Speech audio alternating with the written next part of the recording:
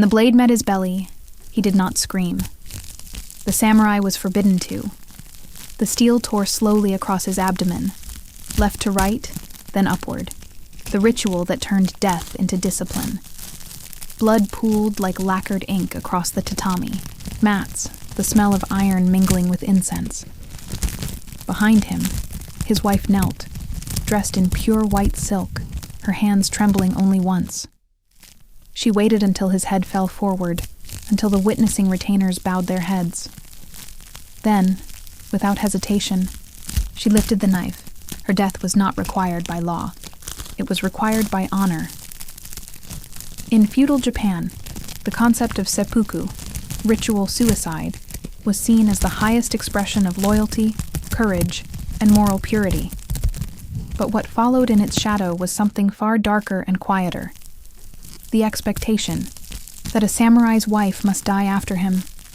Some took their lives beside his body, others were ordered to, and some, it is said, were buried alive in his tomb, their devotion sealed in earth and silence. It was not mercy. It was mastery, the final proof that even in death, a samurai's household obeyed. Before we descend into this ritual world, of loyalty sharpened into cruelty, of love turned into obedience, take a moment to subscribe.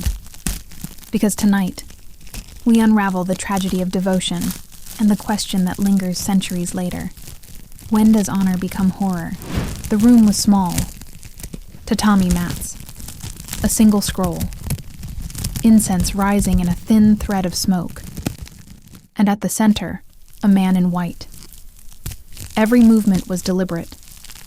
A choreography rehearsed since childhood. The swordsman sat in seiza, back straight, hands steady, the short blade of his dagger gleaming before him. Around him, witnesses knelt in silence, their faces composed, but pale. No one spoke. Words had no place in death this precise. He reached forward, touched the handle, and breathed. Once. That was the ritual beginning, the first surrender. In the samurai world, death was not an interruption of life. It was its completion. To a European chronicler, seppuku, the act of cutting open one's abdomen seemed madness. To the samurai, it was truth. It proved courage, loyalty, and the unbreakable bond between body and word. Because the belly, the hara, was believed to house the soul. To cut it was to expose one's sincerity before heaven and men. The samurai, who prepared to die, was not despairing. He was cleansing. Seppuku was not suicide in the modern sense. It was ritualized restoration. The samurai's life was a service, and his death, when commanded or chosen, was his final service. When accused of dishonor, he could erase shame with blood. When his lord died, he could prove devotion by following, and when defeat came, he could deny the enemy the pleasure of taking him.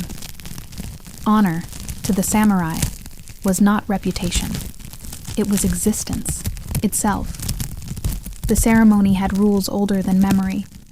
The man would bathe, dress in white, the color of purity and mourning, and compose his Jisei no Ku, his death poem. These poems were brief, graceful, often no more than a few lines, yet within them lived centuries of philosophy. A flower falls, one warrior wrote, yet the branch lives on.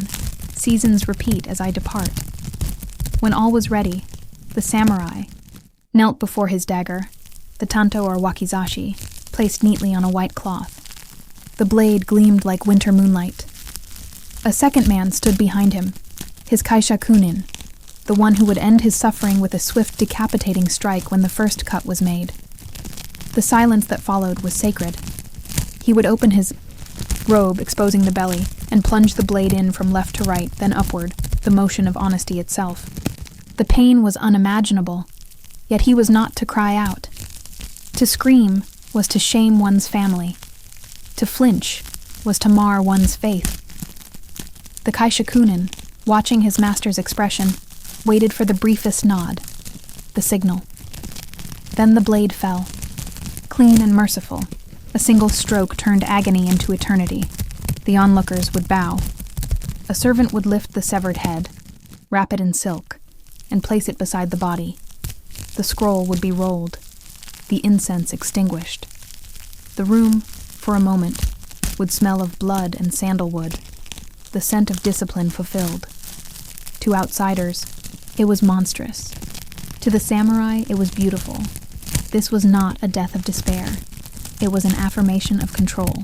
In a life ruled by obedience, seppuku was the one act that could not be ordered, only invited.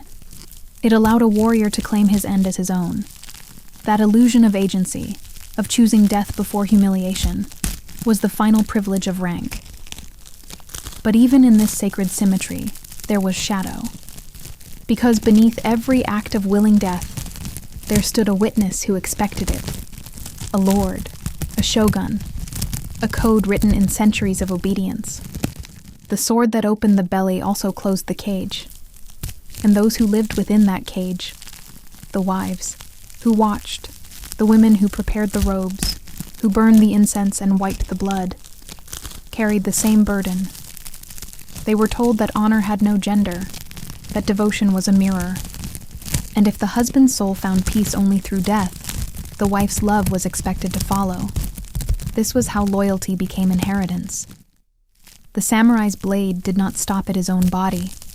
Its shadow fell across his household, cutting deeper than any ritual wound, because in the eyes of that world, a man's honor could not die alone. Before the blade was drawn, she was already prepared. The wife of a samurai did not wait for her husband's command to die. She was raised to expect it. From childhood, she was taught the same lessons as her sons: to serve, to endure, and, if duty demanded, to follow her master into death. But where a man's courage was proven in public, hers was proven in silence. The act had a name, jigai. Unlike seppuku, which cut across the belly, jigai was swift. The woman tied her knees together first, so her body would fall gracefully when she died, and then cut her throat with a dagger kept for that purpose. Some tied a red cord around their necks to symbolize loyalty. Others left notes or small tokens near their bodies: a comb, a mirror, a piece of silk embroidered with their husband's crest. Every detail was ritual. Every gesture was devotion made visible. To the samurai household, this was not murder. It was perfection, the final obedience. In the early Edo period, the code of Bushido was spreading beyond the battlefield into the home. Confucian ideals of hierarchy fused with feudal discipline, turning the family itself into a reflection of the clan. The lord ruled his retainers, the husband ruled his wife. The woman's body was the final province of his power. Letters from the period reveal the quiet indoctrination that shaped these women. "A good wife follows her lord in life and in death," wrote one Confucian scholar. "To cling to life after his fall is to betray both heaven and the household." And so, when the summons came, a failed rebellion, a dishonored command, a ritual suicide ordered by decree, the wife was expected to make ready. There were no witnesses for her ceremony. The men who assisted the husband rarely entered her chamber. Her attendants, usually older women or servants, prepared her robes, combed her hair, lit incense. The air was heavy with quiet, the kind that feels like prayer but is made of fear. When the moment came, she would bow toward her husband's body or portrait, whispering the name that had defined her entire life. Then, with the dagger drawn, from its silk wrapping, she would strike swiftly at her throat. The chronicles are full of names lost to such silence. In 1642, the wife of samurai Sakazaki Naomori was ordered to die after her husband's seppuku for treason. She obeyed without delay, her body discovered beside his, her white robes still unstained when they found her. The officials who recorded it wrote only one line: "She followed him in proper manner." Proper manner. Those two words became a cage. For centuries of women, not all obeyed willingly. Some resisted, some begged to live for their children. And when they did, they were shamed, their loyalty questioned, their names erased from family records. It was not enough to serve a husband in life. One had to prove that love was stronger than breath. The practice of jigai was not unique to samurai wives.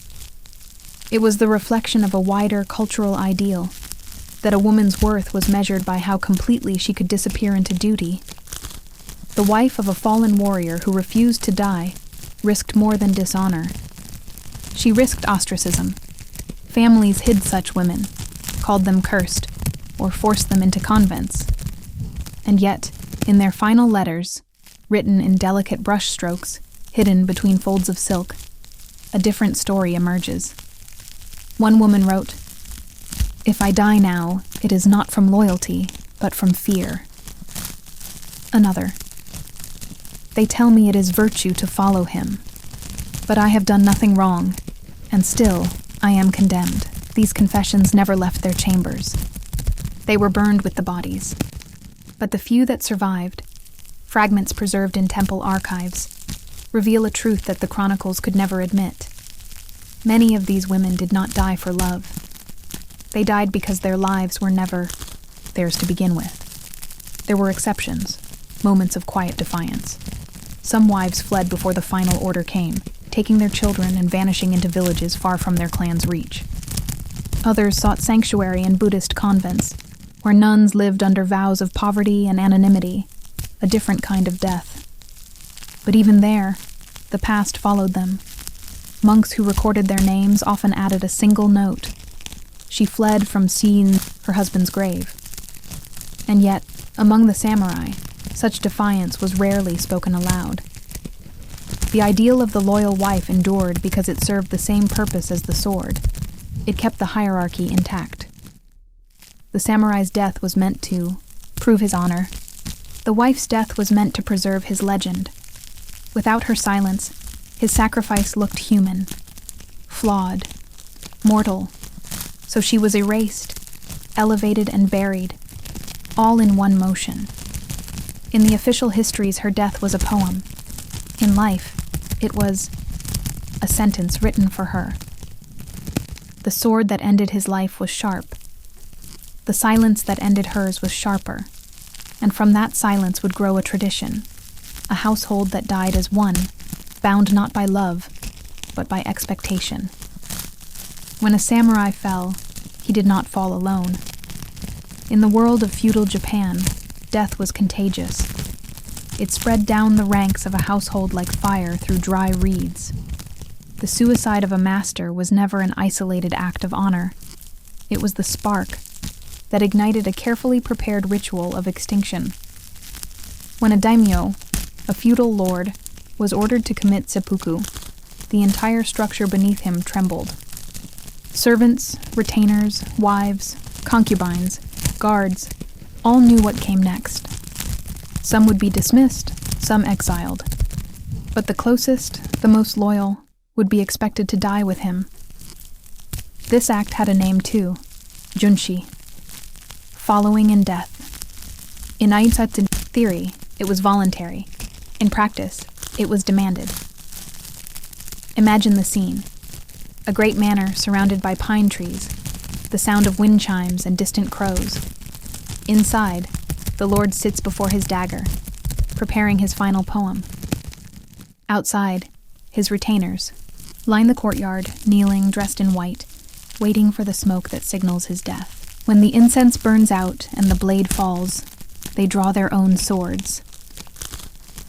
One by one, the courtyard blooms with silence. Chroniclers recorded such deaths with reverence. To them, this was loyalty perfected, men and women dying without hesitation, proving that a Lord spirit extended beyond the grave. But to modern eyes, it reads like a ritual of erasure, an empire of obedience consuming itself.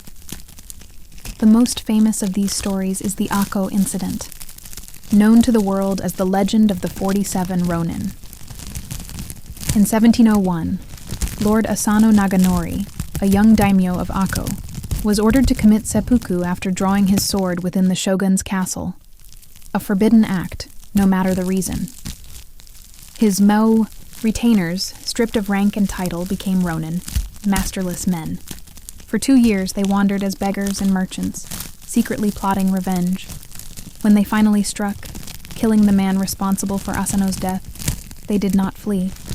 They turned themselves in and awaited the inevitable sentence. The shogun ordered them to die honorably by seppuku. 47 men dressed in white knelt together in a quiet courtyard. They did not resist. They thanked their captors for allowing them to die as samurai. Their wives, too, prepared for death, though their stories, as always, were left unwritten. Some followed through with jigai. Others entered convents. Their names erased from family records. Japan remembers the men as heroes. The women are remembered only as widows of honor. But this story, glorious as it sounds, was not unique. Dozens of such household suicides unfolded across the Edo period. When a daimyo lost favor or fell to accusation, his servants often begged to die with him. Some were permitted, others were ordered. In certain clans, it was said that to survive one's master was a mark of shame so deep it could never be washed away. In 1636, when the lord of the Owari domain was forced to take his own life, over 20 retainers followed him voluntarily. One chronicler noted, their loyalty was so pure that the grass would not grow upon their graves. But beneath that poetic phrasing lies something colder, the understanding that loyalty, in that world, was indistinguishable from annihilation. Even the children of samurai grew up rehearsing this ideal. In the Hagakure, the classic text of Bushido, a line reads, "The way of the warrior is found in death." It was not metaphor. It was instruction. A warrior's family was expected to share that burden. The household was an extension of his body. Wife, retainers, servants, all limbs of a single soul. When one limb was severed, the rest followed. To live after one's master was to walk without honor, without purpose, without self. And so, entire estates vanished overnight. There were records, dry, bureaucratic, of the aftermath. The household of Lord Matsudaira has been dissolved. The women of the inner chambers have fulfilled their devotion. All property returned to the shogun's treasury. The language is calm, administrative. The horror is hidden in its restraint. Occasionally, someone refused. There are stories of servants who fled under cover of night, of wives who took their children and disappeared into temple villages. These women were never hunted. They were erased instead. In official histories, their names end with a single line: loyalty incomplete. To die was remembered. To live was forgotten. In time, junshi was banned, not for compassion, but for practicality. The shogunate could not afford to lose entire households each time a lord fell. The law forbade it, but the spirit persisted. Secret suicides continued. Devoted wives still followed their husbands into the grave, even when forbidden to. The ideology of death was too deeply woven into the fabric of life. It was not violence done in anger. It was ritualized control. The ultimate proof that a human being could be turned into an instrument of loyalty so absolute that even love became an act of surrender. And so, for generations, the white kimono remained ready, folded in lacquered boxes, waiting. Because in the world of the samurai, peace was a thin curtain over an ocean of ghosts, and every family knew the tide could rise at any moment. By the height of the Edo period, what had begun as personal devotion had become a system. Death was no longer an act of choice. It was an obligation, the architecture of obedience itself. The philosophy of Bushido had grown into something far greater than a warrior's code. It had become the moral backbone of an empire, a seamless fusion of Zen stoicism, Confucian ethics, and Shinto loyalty. What had once been a personal creed of courage was now the invisible law that governed every corner of the samurai world. And like all systems built on virtue, it was used to control.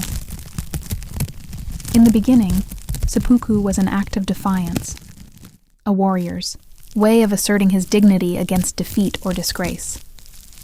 But over centuries, the state refined it, regulated it, and finally sanctified it. What was once rebellion became submission. What was once a choice became a sentence dressed as faith. Shogunate understood the value of death. A man who dies for honor cannot question power. Under the rule of the Tokugawa clan, loyalty was no longer just admired, it was mandated. Samurai were not permitted to show grief in public, nor to question their lord's decision. The hierarchy was divine. The emperor at the apex, the shogun beneath him, and below that, a lattice of feudal lords whose authority was absolute within their domains. To defy one's superior, even in silence, was treason against heaven. That belief ran through every household, every temple, every school of etiquette. The very act of breathing was bound by hierarchy. A servant could not sit higher than his master. A wife could not speak before her husband. Even in private correspondence, a woman was expected to refer to herself as the dust beneath his feet. And so, when a man was ordered to die, his wife did not ask why. The question had already been answered 1,000 times by the world around her. The same scholars who preached virtue used scripture to justify her silence.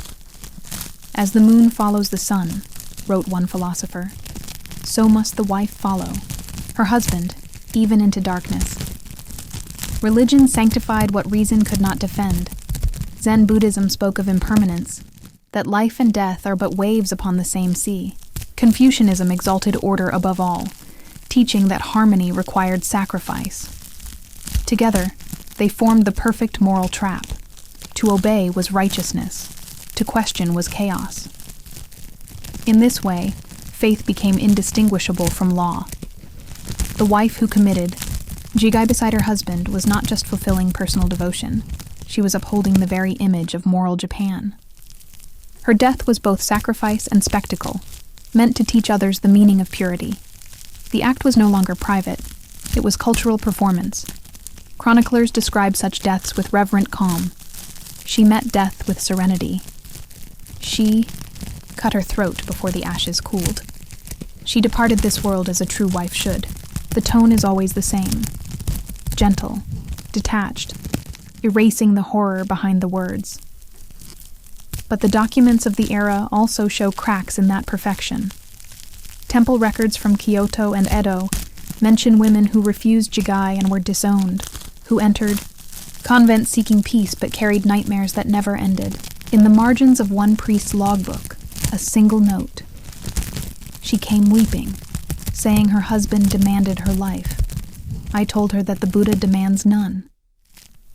Those small rebellions, whispered, erased, and rarely recorded, reveal that not all were blind to the cruelty of their own ideals, and yet society had already adapted. Families began preparing for seppuku as though it were inheritance. The tanto dagger gifted to a young bride was not an ornament, it was insurance, a promise that she would not outlive her husband's disgrace. In noble households it was engraved with the family crest, wrapped in silk, stored in a wooden box beside her wedding kimono. It was not presented as a threat, but as a duty, the white blade that completed her dowry. No edict required her to use it, but no world allowed her not to. To outsiders, Japan appeared as a land of unshakable harmony, of loyalty so pure it bordered on myth. But within the calm symmetry of that order was fear, a quiet terror disguised as faith. And the women, perhaps more than anyone, bore its full weight. The men who died by seppuku were remembered, their names etched into temple stones, their deaths recited as lessons. But the women who followed were absorbed into their husband's glory, reduced to a single line. She was faithful unto death. The system endured because it appeared beautiful. And beauty in that world was the most efficient form of control. So when the era of samurai power began to fade, when guns replaced swords and Western influence crept into Japan's ports, the ideal of self-sacrifice did not die. It adapted, reappearing in new forms, dressed in new justifications. The code of Bushido survived the death of the samurai, but it left behind its ghosts. Those ghosts wore white, and they waited. When the last swords were sheathed and the age of the samurai dissolved into memory, Japan did not abandon its ghosts. It carried them, quietly, reverently, into the modern world. By the mid-19th century, the shogunate had fallen. The Meiji Restoration swept across the country, shattering the old feudal order. Samurai lost their stipends, their swords, their very identity. The rituals that once defined them were outlawed. Seppuku was banned, junshi forbidden, jigai unspoken. The age of obedience was over, at least in law.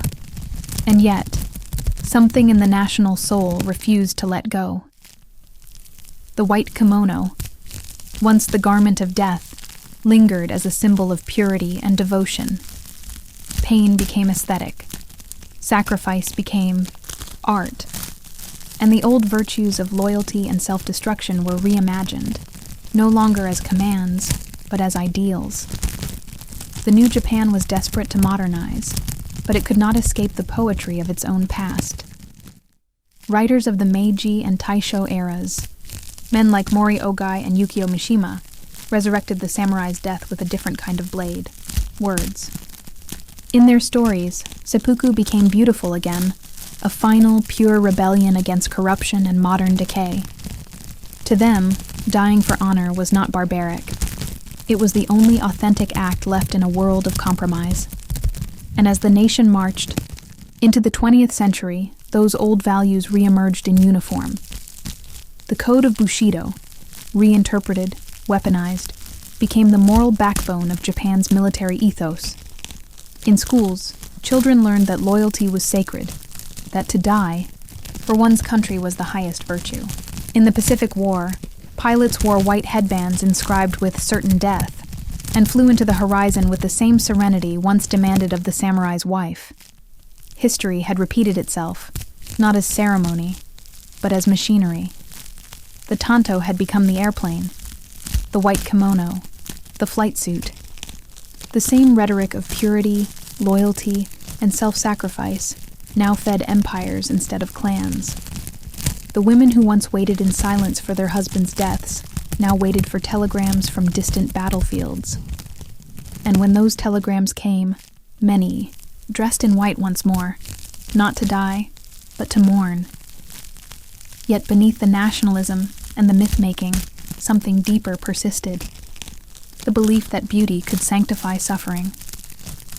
The death of the samurai's wife had taught generations that devotion could be proven only through destruction, that love, to be pure, must consume itself.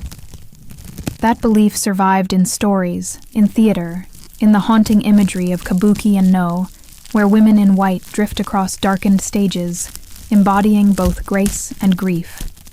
They are always silent. They are always waiting. In temples across Japan, you can still find memorial stones for samurai households. The men's names are carved sharply, their deeds and titles preserved. The women's stones, if they exist, are often smaller, unmarked, mere companions in eternity. And yet, in certain villages, old prayers still mention them. The wives who followed, the brides of the white path. Even today, the white kimono, once the shroud of ritual death, remains the traditional garment for Japanese brides. Few think of its origin, but in every wedding, the symbolism lingers, a promise of purity, obedience, and transformation. The bride is said to die to her old family and be reborn into her husband's house. A quiet echo of jigai, softened. By time, the blade is gone. The silence remains. Modern historians debate whether these rituals were born of love, of faith, or of control. But perhaps they were all three, tangled together until no one could tell where devotion ended and domination began. Because at the heart of this history lies a paradox that still unsettles. How can loyalty so pure become cruelty so complete? How can love demand death and still be called beautiful? These questions have no easy answer. They haunt the corridors of Japan's memory like incense, invisible but impossible to ignore. Every culture, in its own way, sanctifies sacrifice. The samurai simply perfected it. They built an empire where emotion became law, and where women, bound in silk and silence, carried the final proof of a man's honor. Centuries later, when the swords rusted and the castles turned to dust, their ghosts remained, not in violence, but in symbols, in art, in literature, in the quiet reverence with which Japan still regards death. The samurai's wife no longer follows her husband into the grave, but she still walks behind him in stories, dressed in white, her face serene, her silence eternal. Because in the end, the code of the warrior never truly dies. It simply changes its uniform, from armor to memory, from steel to silk, from command to culture. And somewhere, in that transformation, the line between honor and tragedy disappears, just as it did that night, centuries ago, when a blade met the belly of a samurai, and the woman behind him whispered one final prayer before drawing her own.